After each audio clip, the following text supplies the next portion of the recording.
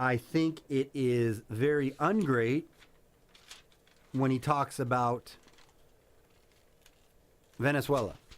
I think that the reason what we're doing in Venezuela right now is completely and totally and absolutely, we are backing a coup. The U.S. is backing a coup in Venezuela.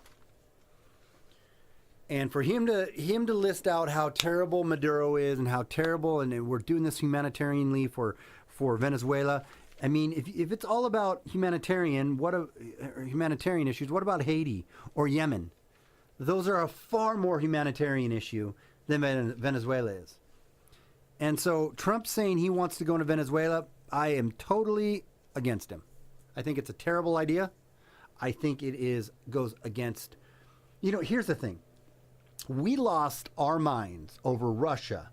Not everybody, but the left, and pretty much the left, lost their minds. And the conservatives were on this train too, some of them. When we thought Russia interfered in our election. Now let's think about this for a second. What Russia was alleged to have done. Russia was alleged to have given us information that they got from WikiLeaks, or WikiLeaks is Russian, however you want to spin that whole thing, that Russia leaked through WikiLeaks dirt on Hillary Clinton and her campaign and John Podesta, and told the truth. Here's what we're getting away from.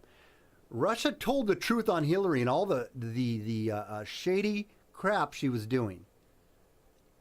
Russia told the truth. Russia told the truth on Hillary, and supposedly leaked it to our government through WikiLeaks, or leaked it to our press rather, which totally just cut any option of Hillary being able to win. Just totally took the sails out of her campaign, showed her to be the lying witch that she is, and how dare Russia interfere in our election? How dare they give us the truth about somebody who was a lying piece of crap? Think about that. We're saying that Russia gave us information about a candidate who was completely dishonest and shady and corrupt.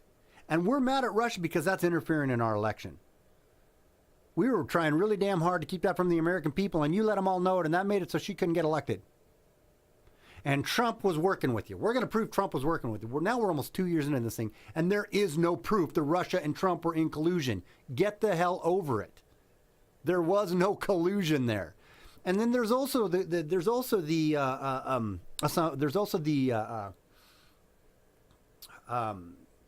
allegation that Russia manipulated Facebook and some social media sites with bots that would spread fake news and spread disinformation. Well, a lot of the information they were spreading wasn't disinformation; it was true information. And then a lot of these bots didn't have any real impact at all. But we lost our minds about this. Yet in Venezuela, there was we're telling Venezuela, who democratically elected their president. 9 million people voted for this guy. 9 million people voted for Maduro. Whatever you think about him, whatever you think about their economic policies, whatever you think about their political affiliations and their political leanings, 9 million people voted for him. And we're saying, no, you don't want to play ball with us. You're not a friend of us, so we don't recognize you as the president of Venezuela. And we are going to back Juan Guaido. Do you realize that 80% of the Venezuelans didn't even know who Juan Guaido was? 80% of Venezuelans didn't know who Juan Guaido was. Did you also know that Juan Guaido actually went to college in George Washington University? Ivy League school in Washington? If that doesn't spell CIA operative, and people are going to say, where's your tinfoil hat? Where is it? I didn't bring it with me. If that doesn't smell of collusion with the U.S., I don't know what does. And then we come out with our big guns, Pompeo, and the real grumpy looking guy, what's his name? I forget. And we say, we tell Maduro, we don't accept you as president.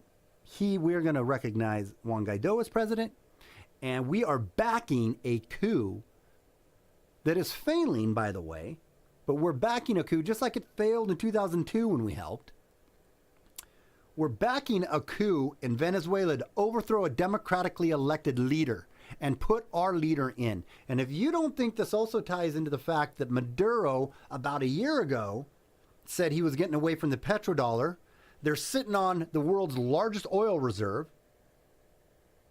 And, it's being spun right now in the media. You're going to hear how, it's not about the oil, man. We're now a net exporter of oil. We don't care. It's not that we care about the oil. Bullshit. Give me a break, man. This is all surrounding the oil.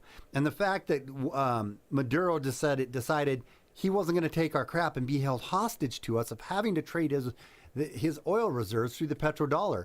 Because when you do that, you open yourself up to sanctions. You open yourself up to being able to be manipulated and be controlled by the U.S. I love the U.S., by the way. I love freedom. But just because I do love it doesn't mean that I love everything about what we do in our foreign policy. I think a lot of our foreign policy stinks.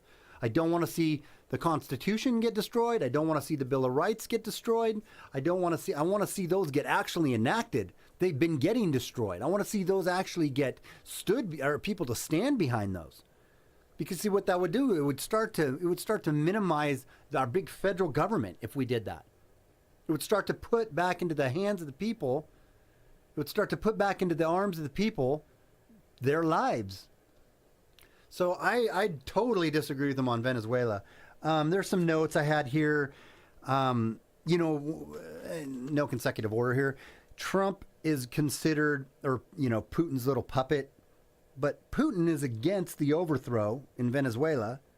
So, and then also Russia was the one who helped get Trump elected by interfering. So the left wants to say Trump and Russia are together. They're buddies. Trump and Putin are buddies, and they're doing stuff together. Yet they're diametrically opposed when it comes to Venezuela. So you can't have it both ways. You can't have it both ways. Either he's Putin's puppet, or he's not.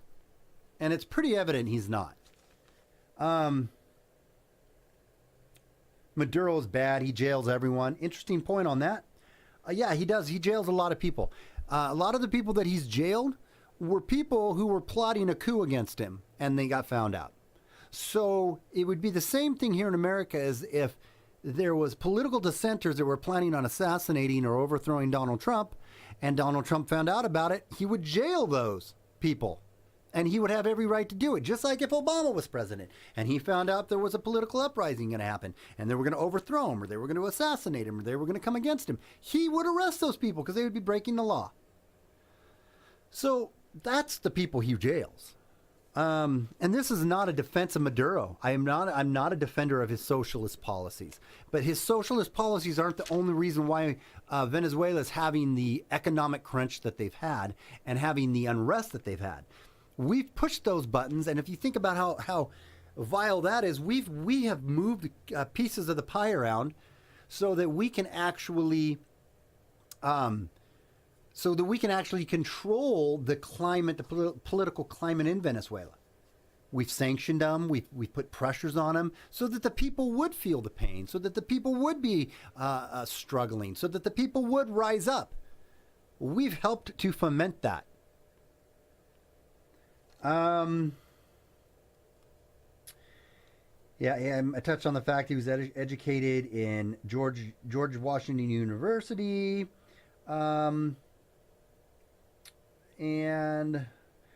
National Assembly was seized and was basically told that they were going to collaborate. Who was collaborating with the U.S. the National Assembly. National Assembly is another factor or faction of the government in Venezuela, and that was some of the people that kept rising up and pushing up against Maduro. Well, it's been shown that they've had direct connections with the U.S. There's been U.S. involvement in that. The U.S. is backing this coup, and it's a coup. It's not about humanitarian. We always put that on it. It's the same exact, almost verbatim, the same exact thing that was said when it came to Libya. We need to free Libya, man. Gaddafi's so terrible. We need to free Libya. We need to go in there and get Gaddafi. He's killing his people. He's